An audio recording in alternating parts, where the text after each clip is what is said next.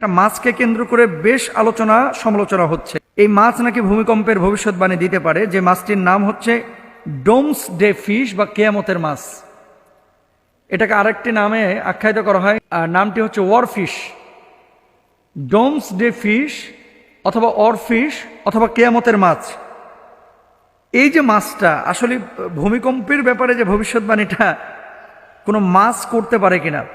সুদীর্ঘ বডির অধিকারী প্রায় 30 ফুট লম্বা এই মাছটি তাইওয়ানের বিভিন্ন পানিতেই দেখা যায়, বিশেষ করে সাগরের পানিতে, সমুদ্রের পানিতে।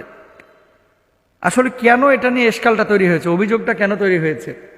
বিজ্ঞান যেখানে ঝড় আসছে কিনা, সুনামি আসছে কিনা, ঘূর্ণিঝড় আসছে কিনা, এগুলো সতর্কতা জারি করতে পারে, আগে বুঝতে পারে কিন্তু যে কবে ঘূর্ণিঝড় হবে, বৃষ্টি কবে হবে, আকাশ মেঘলা থাকলে কখন বৃষ্টি হবে বলতে পারে। যন্ত্র আবিষ্কার হয়েছে, আবহাওয়া অফিস বলতে পারে। ভূমিকম্প কখন হবে এটা নিয়ে সারা পৃথিবীতে এখনো যন্ত্র আবিষ্কার হয় নাই। তো এখন এই যে কিয়ামতের মাস, ওরা যে বলে, বিশেষ করে বুদ্ধিস্টরা, বৌদ্ধ ধর্মের অনুসারী যারা ওই অঞ্চলের, যারা খ্রিস্ট ধর্মের অনুসারী ওই অঞ্চলের, তারা যে এই যে ডোমস ডে ফিশ বা ওয়ারফিশ বা কিয়ামতের মাছ বলে যে মাছটাকে বোঝাচ্ছে, এই মাছটাকে নিয়ে কেন এত কৌতূহল? মূলত জাপানের যেদিন ভূমিকম্প হয়েছে তার আগে নাকি এই মাছটা ও গভীর সমুদ্র থাকে, সেখান থেকে উপকূলে চলে এসেছে এবং ওপরে উঠে গিয়েছিল। এখান থেকে তারা ধারণা করতেছে যে এই মাছ ভূমিকম্প হবে, এই জন্য উপরে চলে এসেছে। নিচের মাছ কেন উপরে উঠবে? দেখেন, এটা আপনাদের ধারণা হতে পারে যারা বৌদ্ধ ধর্মের অনুসারী, যারা খ্রিস্টান ধর্মের অনুসারী, কিন্তু ইসলামী শরিয়ায় আল্লাহ সুবহানাহু ওয়া তাআলা রাসূল আকরাম সাল্লাল্লাহু আলাইহি ওয়াসাল্লামের মাধ্যমে ভূমিকম্পের যে কারণগুলো বলেছে, 15টা কারণ স্পষ্টভাবে বলে দিয়েছেন। এবং এখানে আল্লাহ রাসূল সাল্লাল্লাহু আলাইহি ওয়াসাল্লাম বলেছেন, হাল্লা বিহাল বালা, যখন এই কাজগুলো সমাজের মধ্যে হবে ভূমিকম্প অটোমেটিক আসবে এবং আযাব দেওয়াটাকে আল্লাহ তাআলা হালাল মনে করবেন। প্রত্যেকটা কাজ আজকে সারা, কিসের জাপান, কিসের আমেরিকা, কিসের বাংলাদেশ, কিসের ভারত, প্রত্যেকটা দেশে পাপগুলো হচ্ছে। এজন্য আল্লাহ তাআলা আযাব দিচ্ছেন। এই ভূমিকম্প থেকে বাঁচার জন্য এই কাজগুলো থেকে আপনাকে বেঁচে থাকতে হবে। আর যন্ত্র কবে কবে আবিষ্কার হবে? দেখেন, একটা যন্ত্র আবিষ্কার হলে মানুষের রূপ কিন্তু টিকিয়ে রাখতে পারে না। একটা যন্ত্র আবিষ্কার হলে মানুষ কিন্তু বেঁচে থাকতে পারে না। একটা যন্ত্র আবিষ্কার হলে মানুষ কিন্তু নিজেকে হেফাজত করতে পারে না। আল্লাহ সুবহানাহু ওয়া তাআলা বাঁচার জন্য কিছু পথও বলে দিয়েছেন। 1 নাম্বার কি? ইদাত্তাখাদাল ফাইউ দুওয়ালা। রাষ্ট্রীয় সম্পদগুলোকে, জনগণের সম্পদগুলোকে কেউ যদি গনিমতের মাল মনে করে এটাকে ব্যবহার করে, 1 নাম্বার। 2 নাম্বার ওয়াল আমানাতু মাগনামা, আমানতের খেয়ানত যদি কেউ করে। 3 নাম্বার ওয়াজ যাকাতু মাগরামা, যাকাতকে যদি কেউ অস্বীকার করে। 4 নাম্বার ওয়া তুআল্লিমা লিগায়রিদ্দিন, মানুষ জ্ঞান অর্জন করে শুধুমাত্র ফুলুসের জন্য, টাকার জন্য, দুনিয়াবি স্বার্থ হাসিলের জন্য। 4 নাম্বার ওয়া আতাআর রাজুলু ইমরাআতাহু, স্ত্রীর বাধ্য হয়ে যাবে। ওয়াক্কা উম্মাহু, এবং মায়ের অবাধ্য হয়ে যাবে কেউ যদি হয়ে যায়। ওয়া আদনা সাদিকাহু, এবং বন্ধু বান্ধবকে বেশি সময় দেয়, বন্ধু বান্ধবের সঙ্গে চলাফেরা বেশি করে। বাপ নিজের পিতৃ পরিচয় যিনি বহন করেন, সে বাপকে কেউ যদি পাত্তা না দেয়, প্রায়োরিটি না দেয়, অবমূল্যায়ন করে।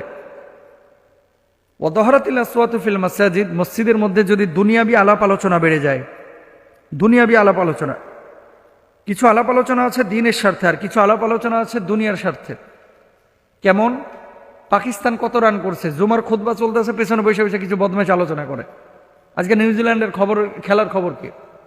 জুমার খুতবা চলতেছে, মসজিদে নামাজের জন্য ইমাম সাহেব দাঁড়াচ্ছে, ওখান থেকে কেউ আলোচনা করতেছে যে আজকে ঘটনা কি। দুনিয়াবি কোনো আলাপ আলোচনা মসজিদের মধ্যে করা যাবে না, এটা সম্পূর্ণরূপে হারাম। তবে হ্যাঁ, যেখানে দ্বীনের স্বার্থ আছে, মানুষের ইমানের স্বার্থ আছে, সেই জায়গাটায় আলোচনা করা যাবে। এরপর আসেন ওয়াসাদ আল কাবিলাতা ফাসিকুহুম, সমাজের যারা পাপিষ্ঠ, এ সমস্ত মানুষগুলো বড় বড় গোত্রীয় লিডারে পরিণত হবে। আজকে দেখেন আমাদের সমাজের অবস্থাটা কি।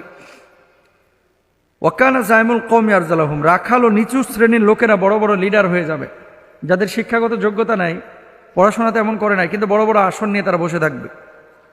ওয়া উকরিমার রজুল মাখাফাতা শাররিহি, মানুষ মানুষকে সম্মান করবে ভয় পেয়ে, ভালোবেসে না। এরপরে বলছেন ওয়া দহরাতিল কায়নাত ওয়াল মাআজিফ, নায়ক নায়িকা, গায়ক গায়িকা যারা সমাজে অশ্লীলতা ছড়ায়, এরা সাধারণত প্রকাশ্যে চলে আসবে এবং মানুষজন তাদেরকে অ্যাকসেপ্ট করবে। মানুষ তাদেরকে অনুকরণ করবে। অশুরিবাতিল খুমর, মদ পানের প্রবণতা বেড়ে যাবে। অবৈধ ঢোল তবলার ব্যবহার বেড়ে যাবে। যখন এরকম কোনো ঘটনা ঘটবে, ওয়ালাইনা আখিরু হাদিহিল উম্মতি আউয়ালাহা, পরবর্তীরা পূর্ববর্তীদেরকে অভিশাপ দেবে। এরকম ঘটনা যখন কখনো ঘটবে, আল্লাহ তাআলা রাসূল কি বলছেন, ফালিয়ারতাকিবু আইনদা যালিকা রিহান হামরা ওয়া জালজালা, তখন দাবানল ওই জাতির উপরে আসবে, তখন ভূমিকম্প ওই জাতির উপরে আসবে। জাপান বলেন, ইরান বলেন, তুরস্ক বলেন, মিশর বলেন, লেবানন বলেন, বাংলাদেশ বলেন, আমেরিকা বলেন, এই ভূমিকম্প থেকে যদি বাঁচতে চান তাহলে আপনাদের সবাইকে এই সমস্ত পাপগুলো থেকে আগে বাঁচতে হবে। দেখেন, টেকনোলজি সবসময় মানুষের জীবন দিতে পারে না।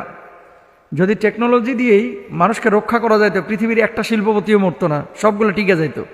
আপনার আমার না টাকা নাই, কিন্তু হাজার হাজার কোটি টাকার যারা মালিক, তাদের তো টাকা দিয়ে তাহলে রুহটা টিকে দিত, যে আমি 2000 কোটি টাকা দিয়ে আমার রুহটাকে আজীবনের লেগে কিনে নিলাম, ভাড়া নিয়ে নিলাম।